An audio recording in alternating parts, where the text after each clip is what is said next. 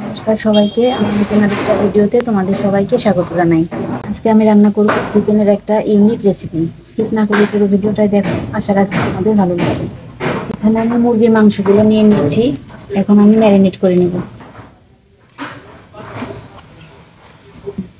প্রথমে দিয়ে দিব লেবুর রস, পরিমাণ মতো হলুদ গুঁড়ো, পরিমাণ মতো পেঁয়াজ, কাঁচা লঙ্কা, আলু, জিরে আদা বাটা, দিয়ে দিব কয়েক টুকরো টমেটো, পরিমাণ মতো লবণ, থেতো করে রাখা রসুন। এখন আমি মশলার সঙ্গে তেল সমেত ভালো করে মিশিয়ে নেব।